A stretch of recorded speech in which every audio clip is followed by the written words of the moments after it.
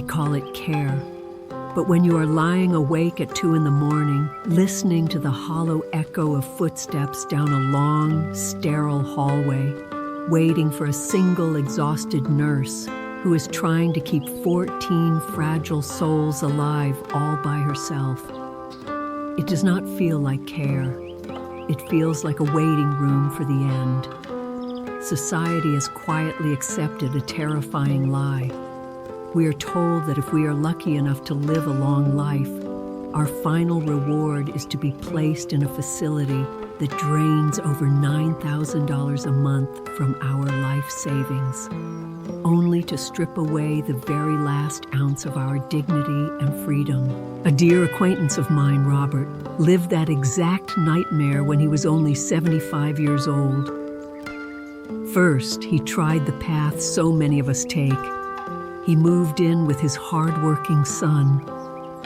But the crushing guilt of feeling like a daily burden, of watching his child's exhaustion grow, began to break his spirit.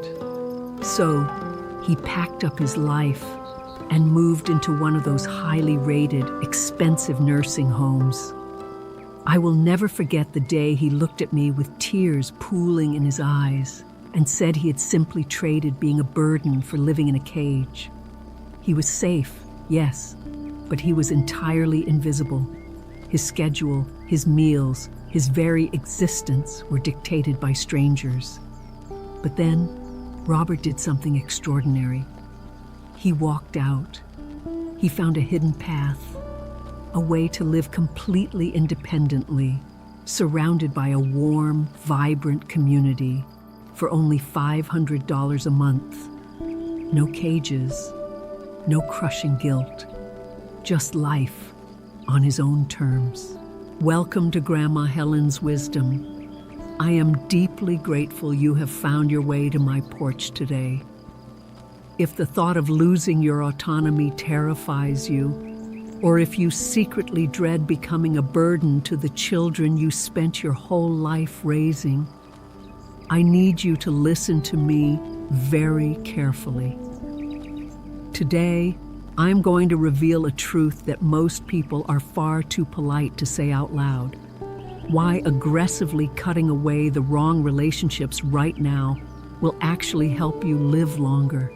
And I am going to show you 4 beautiful, deeply human alternatives to nursing homes that can guarantee your freedom in your twilight years. Before we go any further, please take just a moment to like this video, subscribe to the channel, and tell me your current age in the comments below. We are building a sanctuary here, a community of people who refuse to simply fade away into the background. Let us begin. To understand how to claim this incredible freedom, we must first accept a very difficult truth about the people we have spent our entire lives surrounded by. Think of your life as a long, extraordinary train journey. When we are young, the carriages are packed to the brim. People get on at every station: colleagues, neighbors, friends of friends, parents of our children's friends. They make noise, they demand our attention, they fill our schedules, and we give our energy to them willingly, believing that a full train means a successful life. But as the train travels further down the tracks, entering the quiet, golden landscapes of our 70s, 80s, and beyond, the passengers begin to disembark. Society looks at this emptying train and tells us it is a tragedy. They say we are losing our grip on the world.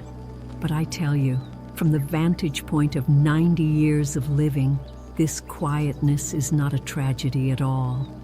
It is a profound, hard-earned blessing. You see, at this stage in our lives, our energy is no longer a rushing river that can afford to spill over its banks. It is a quiet, precious well. We simply cannot afford to give it away to people who only know how to take. You know exactly the ones I mean. The friends who only ever call to complain about their aching joints or their ungrateful daughters-in-law, draining the joy right out of your morning. Or the acquaintances who treat your kindness as a convenience, showing up only when they need a favor. At this stage in life, you truly only need to keep two companions on your journey: a partner who understands the deep, unspoken rhythm of your heart, and most importantly, yourself.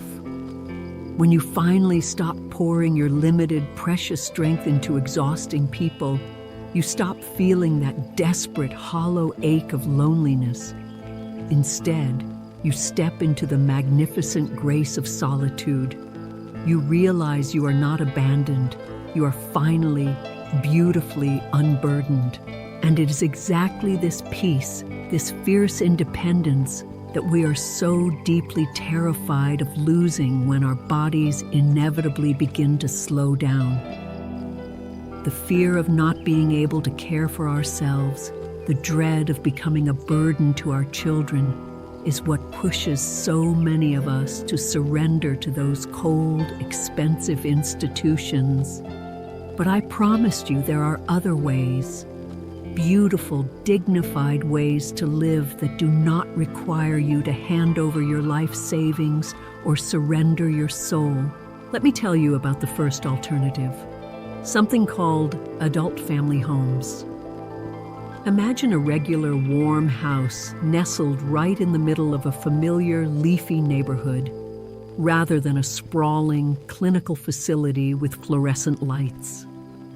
In these homes, a small handful of seniors live together with dedicated, trained caregivers who are there 24 hours a day. You have your own private room, your own cherished belongings, and the comforting smell of real, home-cooked food drifting from a real kitchen. It feels like a family. And because you are not paying to fund a massive corporate overhead or a marble lobby, the cost is often half of what a traditional nursing home demands. In a place like this, you remain a person with a name, a favorite chair by the window, and a dignity that is fiercely protected. Then, there is a model that is quietly transforming how we age together, known as senior co-housing. Picture a purposely built community where you own your own private cottage or apartment. When you want to close your door and be entirely alone with your thoughts, your books, and your cup of tea, you have absolute privacy. But right outside your door is a beautiful shared garden, a common dining hall, and neighbors who actively look out for one another. You share the burdens of maintaining the property.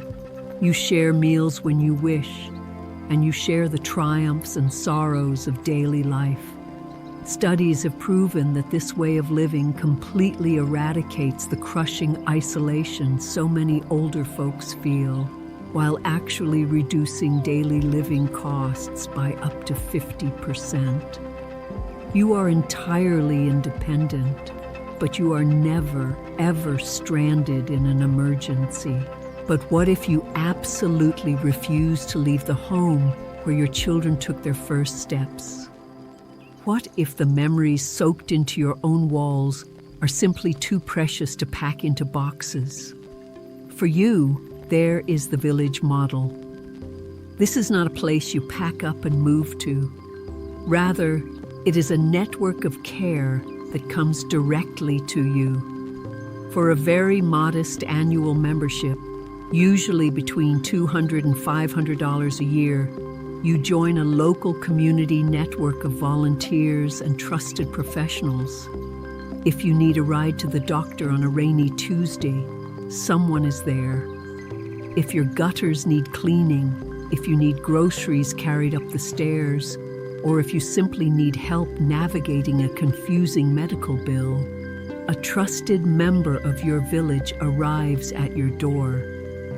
It allows you to age exactly where you are, wrapping an invisible safety net of support around your existing home so you never have to abandon the life you built. And finally, there is the most ancient, most beautiful model of all, the local cross-support network. This brings us back to my friend Robert Chen, the man who bravely walked out of that expensive facility. When Robert moved into a modest, affordable apartment, relying on just $500 a month for his basic living expenses, he noticed a young working mother next door. She was always frantic, always rushing, terrified of being late to pick up her children from school. Robert realized he had something she desperately needed: time. He offered to walk to the corner every afternoon and bring her children home safely.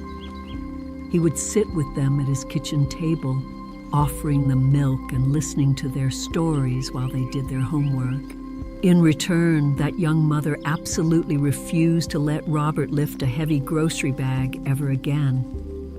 Her husband came over on weekends and fixed the leaking plumbing in Robert's bathroom.